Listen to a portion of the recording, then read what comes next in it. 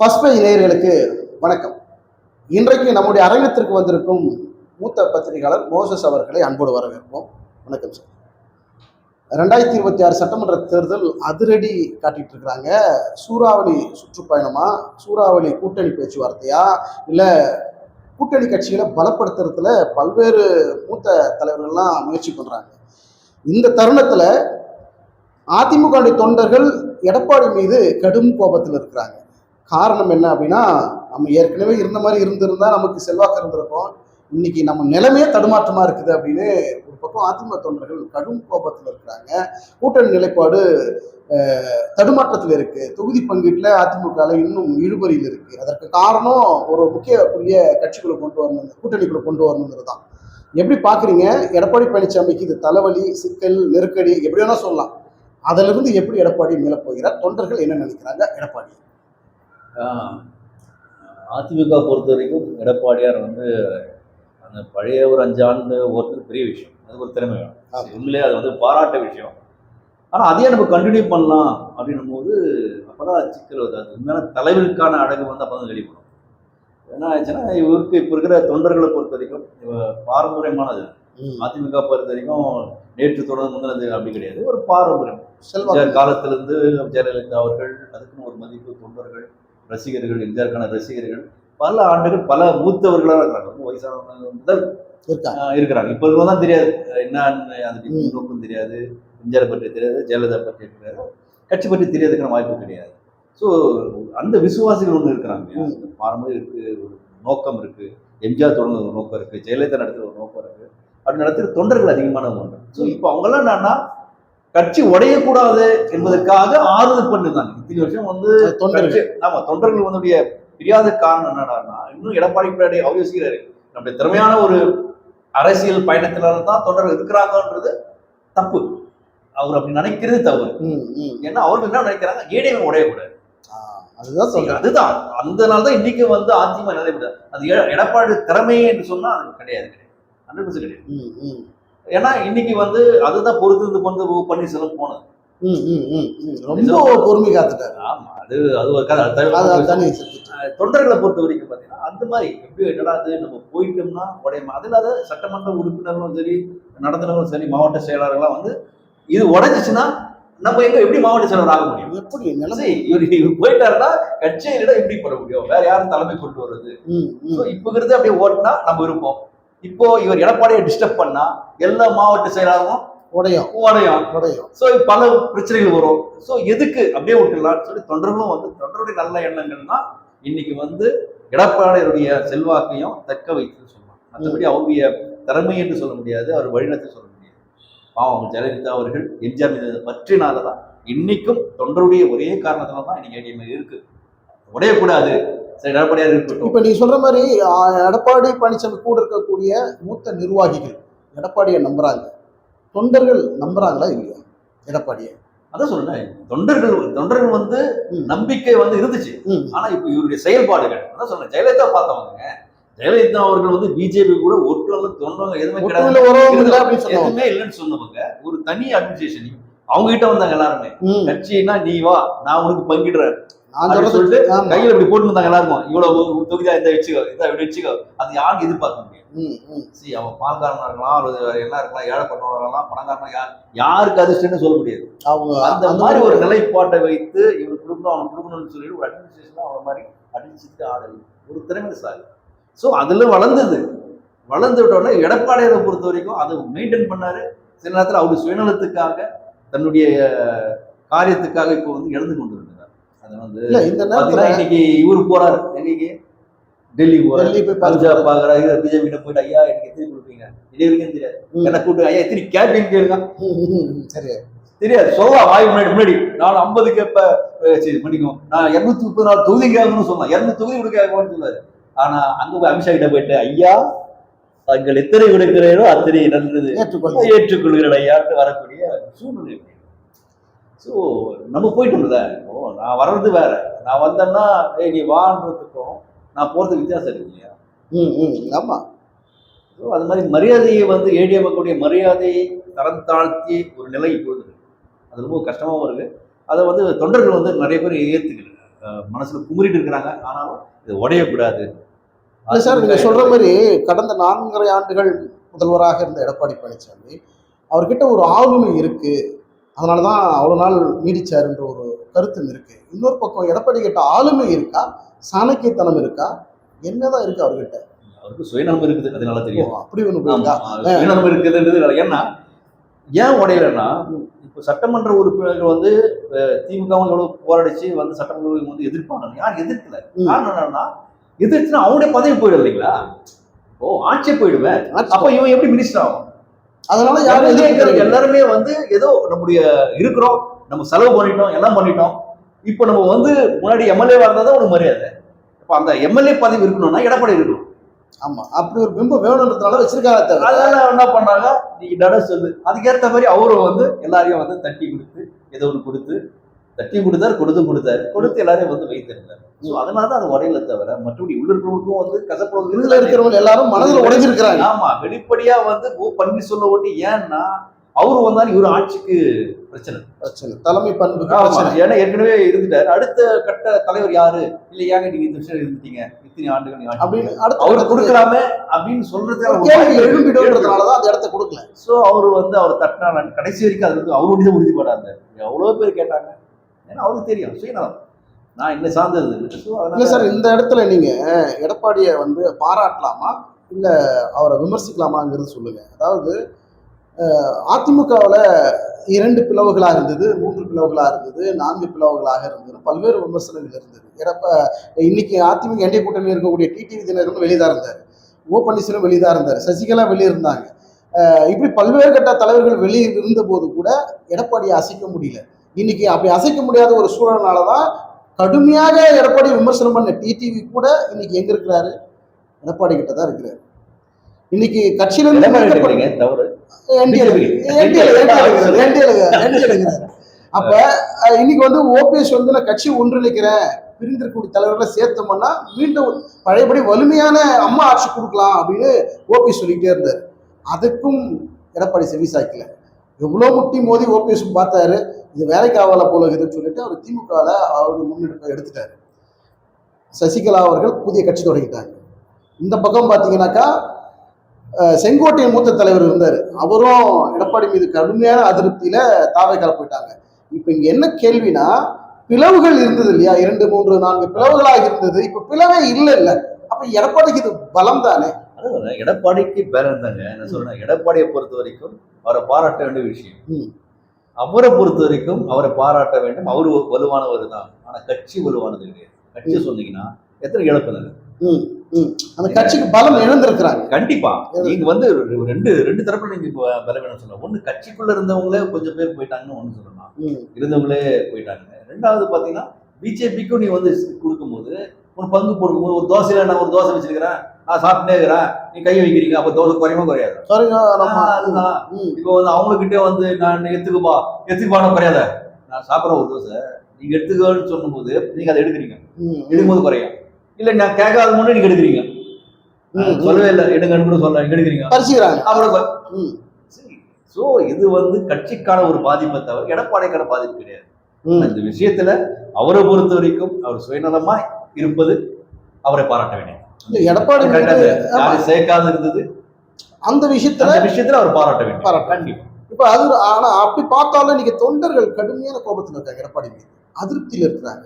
நாம கட்சி எவ்வளவு பேர் இயக்கம், நீங்க வந்து எனக்கு வந்து எம்ஜிஆர் முகம் தான் தெரியும், ஜெயலலிதா முகம் தான் தெரியும், இரட்டையில தான் தெரியும், எடப்பாடி தெரியாது. அவங்க முகத்துக்கு தான் ஓட்டு போட்டேன், இப்ப யாருக்கு ஓட்டு போட போறோம் எனக்கே தெரியலங்கிற குழப்பம் வந்து தொண்டர்கள் மத்தியில, குறிப்பா அதிமுக தொண்டர்கள் மத்தியில இருக்கு. இது எப்படி சரி கட்ட போறாரு எடப்பாடி? அதாங்க, தொண்டர்களை பொறுத்த வரைக்கும் பாத்தீங்கன்னா நம்ம தமிழர்களை பொறுத்த தன்மானம் 1000 இருக்கட்டும், நான் வந்து எதிர்கட்சியில போட மாட்டேன். உண்மை நினைவுல வந்து எம்ஜிஆர் இருக்கிறாரு, ஜெயலலிதா இருக்கிறாங்க. நான் வந்து எப்படி அது துணிஞ்சு ஏடிஎம்கே விட்டுட்டு நான் அப்படி டிஎம்கே போட முடியும் என்ற நிலைப்பாடு உணர்வுபூர்வமா பயணித்துட்டு இருக்கிறாங்க. சோ அதை இவர் வந்து சாதகமா பயன்படுத்துகிறார். இதை வந்து இவர் வந்து எனக்கு தான் போடுறாங்க அப்படின்னு கிடையாது. இன்னைக்கும் வந்து ஜெயலலிதா அம்மையார்கள் அவங்களால பெரிய மாபெரும் லீடர், அவங்கள மாதிரியெல்லாம் எம்ஜிஆர் அவர்களும் சரி, அவங்களெல்லாம் வந்து யாரும் ஒப்பிட முடியாது. இன்னைக்கு வந்து தாவேக்கை அவங்க எடுத்துக்கிறாங்க. இந்த தாவேக்கை எடுக்கும் போதே இவங்க வந்து அப்ஜெக்ஷன் தெரிவிச்சுக்கணும்.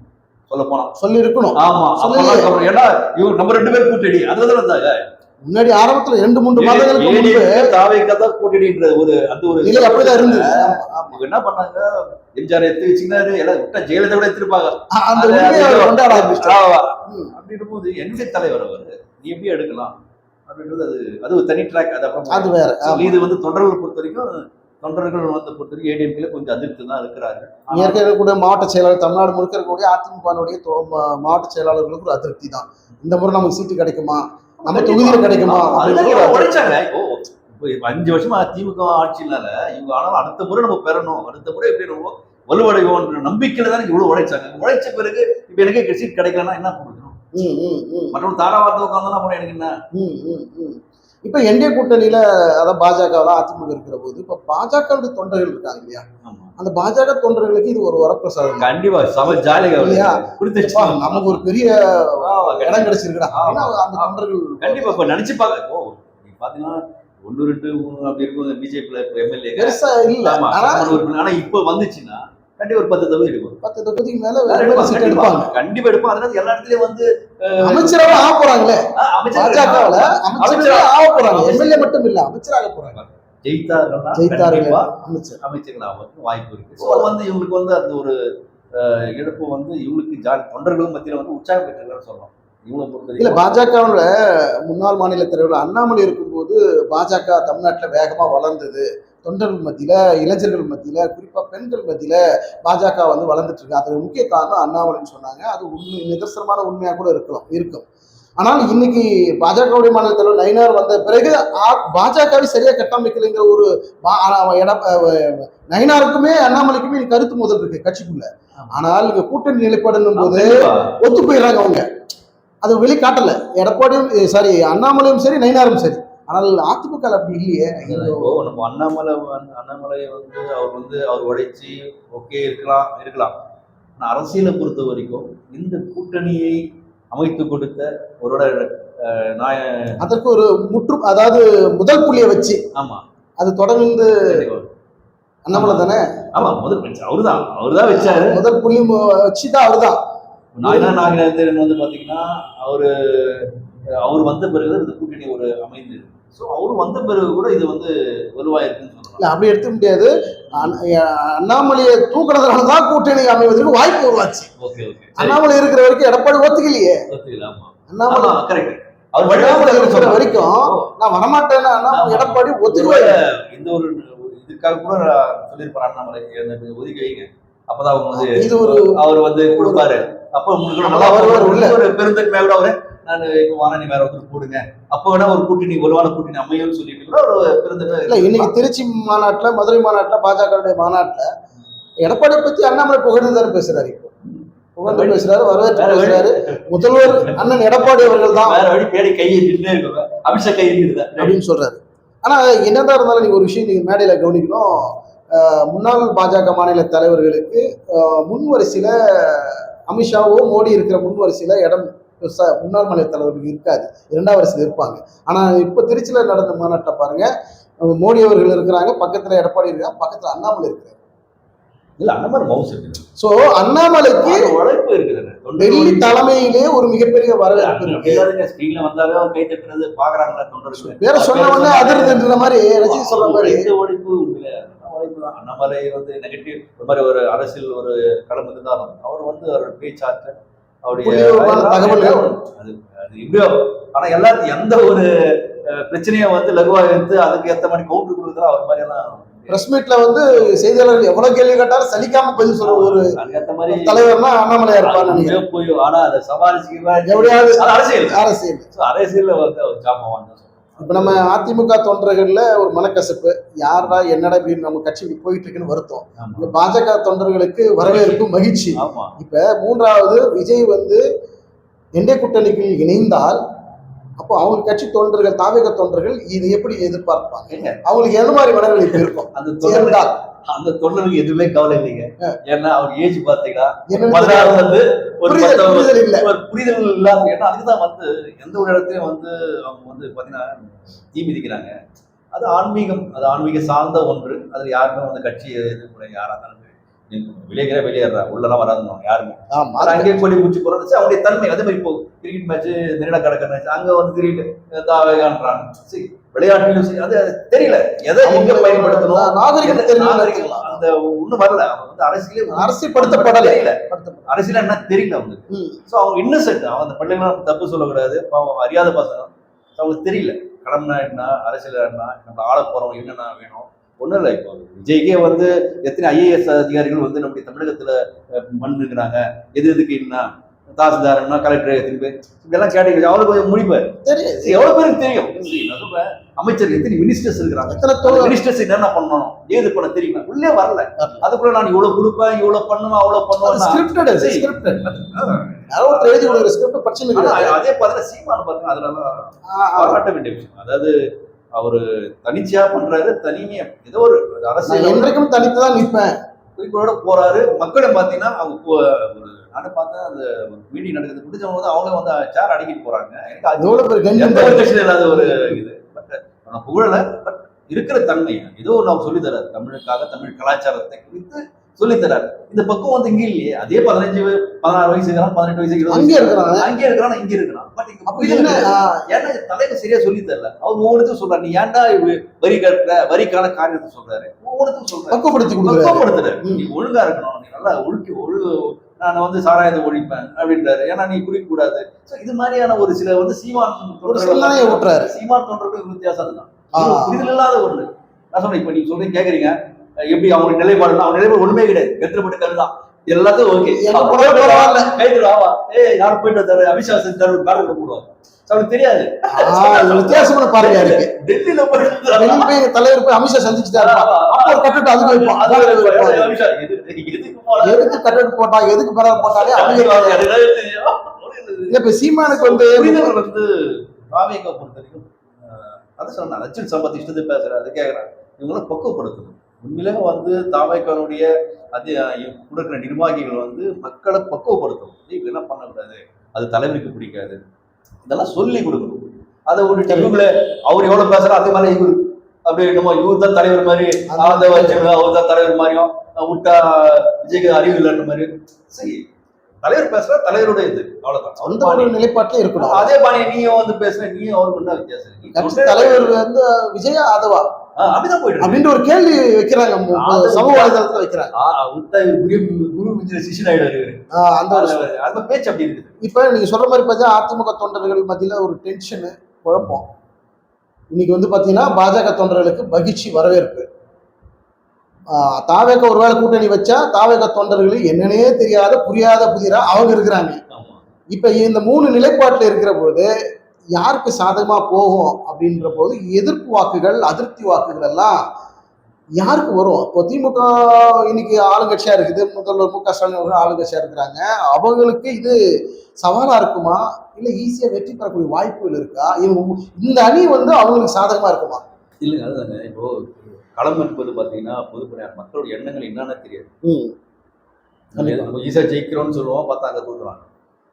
ஸோ எங்க செயல்பாடுகள் தான் போக போக எலெக்ஷன் கிட்ட வர வர இவருடைய செயல்பாடுகள் என்ன, அந்த கடைசி திமுக பார்த்தீங்கன்னா திமுக வந்து ஒரு அரசியல் வந்து நம்முடைய ஸ்டாலின் அவர்களை பார்த்தீங்கன்னா அவரா நினைச்சு பண்ணாருன்னா நல்லா இருக்கும். அவரும் கூட ஸ்கிரிப்ட் இவங்க சொல்லி தராங்க, அவங்க சொல்லி தராங்கன்னு போனாருன்னா கண்டிப்பா அது வந்து வழி ஒரு சிக்கலை ஏற்படுத்துவதற்கு வாய்ப்பு, சிக்கலை தான் வாய்ப்பு இருக்கு. இப்போ அவரு சொன்னோன்னா இப்போ ஒரு இதுல பார்த்தீங்கன்னா நான் வந்து கருணாநிதி ஸ்டாலின் ஆகிய நான் அப்படின்னு பேசுறது அப்படி சொல்லக்கூடாது. ஏன்னா அவங்க பேசுறான்றதுக்காக யாரோ சொல்லி கொடுத்தாங்களோ என்னன்னு தெரியல. ஸோ அப்போகிற களம் வந்து பாத்தீங்கன்னா இயற்கையான களம். மக்களுக்கு போச்சா, அடிபட்டுச்சா, என்னடா ஆச்சு, கட்டு யதார்த்தமான களமா, யதார்த்த கட்டு போடணும். இதுதான் வந்து யதார்த்தம். அதை விட்டுட்டு அங்க அடிபட்டா உடனே கம்ப்யூட்டர்ல வச்சு இதுக்கு இப்படி போலாம், இப்படி போனா நமக்கு பப்ளிஷ் ஆகும் அப்படின்னு போனா ஒரு ஆதாயத்தை தேடுறது. ஒரு சிலதுக்கு வந்து அது போகும் நல்லா, பல விஷயங்களுக்கு வந்து அது கெடுதலா போகும். ஸோ அந்த ஐடி வீங்க இந்த வீங்கெல்லாம் நம்பிட்டு நீ போனீங்கன்னா குழியில தான் எடுக்கும். சரி, சுயமா யோசி, சிந்தி, யதார்த்தமான சிந்தனை, மக்களுக்கு என்னடா தேவை, ஏது தேவை, என்ன பண்ணணும். ஸோ அப்படி பண்ண போனீங்கன்னா நல்லா இருக்கும். ஏங்க இப்போ நீங்க ஒரு படிச்சிருங்க, வச்சுன்னு வச்சுங்க. நான் வந்து ஒன்றும் படிக்காதவன், குழால தண்ணி வரல, பாக்குற தண்ணி வரலையா, சரிவா இதை கட் பண்ணி இதை ஒழுங்கா போடுறா கூட சொல்லிட்டு போயிடுறேன். அவன் என்ன பண்ண, எனக்கு தெரியாது சாயங்காலத்துல தண்ணி வரணும், உடனே தண்ணி போட்டுருவான். இன்னைக்கு வரைக்கும் ஐஎஸ் வரைக்கும் என்ன ஆச்சு? இல்லை சார் டேங்க்ல. ஓ டேங்க்ல பிரச்சனையா? அப்போ மோட்டர் நல்லா இருக்குதான். அதனால சார் அவங்க என்ன சொல்லுவாங்க, சார் மோட்டர் கூட சரியில்லை சார். சார் மோட்டர் நல்லா இல்லையா? மோட்டர் வச்சு இடம் சார் அதுவும் போயிடுது சார் சொல்லி நீங்க போயிட்டு ஓ இந்த பிரச்சனையா தான் பிரச்சனை நம்மளுக்கு போயிடுது. என்ன நிலவரம் தெரியாம நாளைக்கு வந்தா நீங்க சொன்ன குழால தண்ணி வராது. ஆனா நான் சொன்ன குழால தண்ணி வரும். ஏன்னா நான் இந்த குழால தண்ணி வரணும்னா ஆர்டர் போட்டாச்சு அதுல. அவ்வளவுதான். இது எதார்த்தம். ஏன் குழால தண்ணி வரல? தண்ணி வரணுமா? நாளைக்கு வரணுமா தண்ணி? அவ்வளவுதான். நான் படிச்ச அறிவாரு போயிட்டு இது ஐடி. அதான் அந்த நீ சொல்ற வித்தியாசம் அதுதான். ஒரு ஐடி நீங்க ஐடி உடனே சார் இல்லை சார் சார் ஓ அப்படியா? ஸோ அது நான் முட்டாளாயிடுவேன். பல விஷயங்கள் ஐடியை நான் பின்பற்றினா நான் முட்டாளாயிடுவேன். மக்களுக்கு கிடைக்க வேண்டிய அந்த நேரத்துக்கு கிடைக்க வேண்டிய சலுகைகள் கிடைக்காது. ஸோ வந்து இவரும் ஸ்டாலின் அவர்களும் பார்த்தீங்கன்னா திமுக தலைவர்களும் சரி மற்றவங்க சொல்றாங்கன்றதை கேட்டாலும் நம்ம சுயநலமா சிந்திச்சு செயல்பட்டாங்கன்னா அவங்களுக்கான வாய்ப்புகள் இருக்கு. மீண்டும் 2வது முறையாக 200 தொகுதிகளுக்கு மேல நாங்கள் வெற்றி வாய்ப்பு அதிகமா இருக்கு. அடுத்த ஆட்சியும் எங்களோட தான். அடுத்த ஆட்சி மட்டும் இல்லை, இனி எப்பவுமே எங்க திமுக ஆட்சி தான் அப்படின்னு ஆணித்தரமாக சொல்லக்கூடிய தமிழக முதல்வர் மு க ஸ்டாலின். இது சாத்தியம் இந்த சூழல்ல. ஏன்னா தமிழ்நாட்டுக்கு ஒரு பாரம்பரியம் இருக்கு. ஒரு முறை திமுக, அடுத்த முறை அதிமுக, அடுத்த முறை அதிமுக, இது மாறி மாறி தான் வரும். இப்போ அப்படின்னு பார்த்தா இந்த ட்ரெண்ட் இப்போ எங்க இருக்கு? ட்ரெண்ட் செட் எங்க இருக்குன்னா திமுக ஆட்சி முடிஞ்சிருது, முடிய போகுது, அதிமுக வரும். அதிமுகன்ற சூழல் வேற யாராக கூட வரலான்ற ஒரு சூழல் உருவாகுது. என்ன சாத்தியம்? இப்போ அது வழி இல்லாத போயிடுச்சு. இப்போ டிஎம்கே நீங்க சொல்றது அதிமுக சொல்லக்கூடாது, பிஜேபி கேட்டதான். அப்ப நேரடியாக என்டிஏ இல்லை, என்டிஏ கூட்டணி தான். அப்படி இது பாத்தீங்கன்னா இப்போ வீக் பண்ணிட்டு இருக்காங்க. ஆக்சுவலா திமுகவை எதிர்க்கின்ற ஒரு நல்ல ஒரு சக்தியா வந்துட்டு இருந்தாங்க. ஆக்சுவலா தாவேகம் எல்லாம் ஒரு அசைவு அவர்களுக்கு காணப்பட்டது. உள்ளே வந்து டிஎம்கே வந்து பயந்துதான் இருந்தாங்க சொல்லலாம். கண்டிப்பா நீ வர இதை போய் சின்னடா இப்படி ஆயிடுச்சு. நம்ம சீமானவங்கள தான் பார்த்தா இளைஞர்கள் இப்படி பண்றாங்க. ஆனா இப்போ தாவேகம் வந்து இளைஞர்கள் வர ஆரம்பிச்சிட்டாங்க. என்னன்னு ஒரு ஆச்சு. ஆனா அவருடைய செயல்பாடுகள் வந்து அது தவறான செயல்பாடுகள், தவறான நிர்வாகிகள் இருந்தனால அது வந்து தவறாதான் கொஞ்சம் குறைய ஆரம்பிச்சு. ஸோ அதனால இப்போ வந்து டிஎம்கே கொஞ்சம் சந்தோஷப்படுறாங்க. அதனால இப்போ பிஜேபியில் ஜாயின் பண்ணா இன்னும் கொஞ்சம் சந்தோஷம். ஏடிஎம்கே உடையது இல்லை. ஏடிஎம்கே அதிருப்தி. ஒரு சீட்டை பார்த்தீங்கன்னா அவங்களுக்கு என்ன பண்ணுவாங்க எது பண்ணுவாங்க தெரியாது. பகிர்மை, தொகுதி பகிர்மை இருக்கு இல்லையா, அதுதான் முக்கியம். அதை வச்சுதான் நம்ம வந்து வெற்றி தோல்வியா என்ன சொல்ற மாதிரி ஏடிஎம்கே டிஎம்கே அப்படியெல்லாம் கிடையாது. அது வந்து இருக்கும். ஏன்னா அது ஒரு அதிருப்தி மக்களுடைய ஒவ்வொரு சூழல்லையும் 25% அப்படி இருக்கலாம். 75% வந்து யோசிக்கிறாங்க. இந்த கிராம மக்களை இழப்பலாம், பணத்துக்கு யோசிக்கலாம். ஒரு 50% ஐயோ நாடு நல்லா இருக்கணும். இல்ல நீங்க சொல்ற மாதிரி ஒவ்வொரு தேர்தலிலுமே 10% வாக்கு என்பது ஒரு திமுக அதிமுக மாபெரும் கட்சிகள். திமுகவுக்கு ஒரு 44% வாக்கு பெறுகின்ற போது ஆட்சி அமைக்கிறது. அது குறைவா இருக்கும்போது எதிர்கட்சி அதிமுக வருது. இப்போ நீங்க பாத்தீங்கன்னா ஒரு 10% வாக்கு மக்கள் வந்து இந்த கட்சி அந்த கட்சிக்கு யாரும் சாதகம் இல்லாத ஒரு நியூட்ரலா இருக்கக்கூடிய ஒரு பொதுமக்கள். அவங்க எந்த கட்சியும் சார்ந்தவங்க கிடையாது. ஒரு 10% வாக்கு இருக்குது, அவங்க நிர்ணயிக்கிறது தான் ஆட்சி. இப்போ அந்த அதிருப்தியான ஒரு சூழல் ஒரு 10% வாக்கு இருக்கு பார்த்தீங்களா? அவங்க இந்த முறை ஏதோ ஒரு அதிருப்தி இருப்பாங்க. ஒரு சூழல் வந்து ஒரு பிம்பம் உருவாகி இப்போ போயிட்டு இருக்கு இல்லைங்களா? எலெக்ஷன் டைம்ல தான், எலெக்ஷன் ஒரு 10 நாள் இருக்கு பார்த்தீங்களா? அப்படி இருக்கிற அந்த ட்ரெண்ட் தான். இப்போ யாருக்கிட்ட யார் கூட்டணி என்ன ஏது ஃபைனல் ஆகிறது தான் தெரியும். இந்த 10 days இருக்கு பார்த்தீங்கன்னா அதுதான் முக்கியம். அந்த 10 நாள்ல அவங்க வெளிப்படுற வெளிப்பாடு அதெல்லாம் அது மாதிரி தான் நம்ம போயிட்டு இருக்கோம். ஸோ வந்து நீங்க சொன்ன மாதிரி ஏடிஎம்கே டிஎம்கேன்றது போயிடுச்சு. அடக்க மக்கள் அந்த ஆரம்பிச்சிட்டாங்க. ஒருவேளை இந்த தேர்தல் வந்து தமிழ்நாடு வந்து இதுவரைக்கும் சந்தித்தராத ஒரு சட்டமன்ற தேர்தலை 2026 தமிழக மக்கள் சந்திக்க போறாங்க. இது வந்து ஒரு அதிரடியான தேர்தல், அதிசயமான தேர்தல், ஆச்சரியமான தேர்தல், நெருக்கடியான தேர்தல். மக்களுக்கு மிகப்பெரிய குழப்பத்தையும் ஏற்படுத்தியிருக்கு. யாருக்கு நம்ம வாக்கு செலுத்தலாம் அப்படிங்கிற ஒரு குழப்பம். ஏன்னா தமிழ்நாட்டு மக்கள் ரொம்ப அறிவாளிகள், புரிதலோட அரசியல் புரிதலோடு இருக்கிறவங்க. யாரை தேர்ந்தெடுக்கணுங்கிறது அவங்க தெளிவாக முடிவு பண்ணியிருப்பாங்க. ஆனால் ஆட்சி மாற்றம் இருக்க போகிறதா, ஆட்சியை திமுக தக்க வைக்க போகிறதா, இல்லது என்டிஏ கூட்டணி வலுவாக பலமாக மாறி திமுகவுக்கு எதிர்வினையாற்றக்கூடிய வகையில அந்த அணி மாறி களம் காண இருக்கிறாங்களா அப்படிங்கிறத நம்ம பொறுத்துட்டு பார்க்கலாம். அதே வேளையில 2026க்கு யாருக்கு சாதகம் யாருக்கு பாதகம் அப்படிங்கிறது நீங்க எதிர்பார்க்கிற மாதிரியே நாங்களும் எதிர்பார்க்கிறோம். மீண்டும் அடுத்த ஒரு வீடியோ சந்திப்போம். உங்களோட கருத்துக்கு மிக்க நன்றி சார்.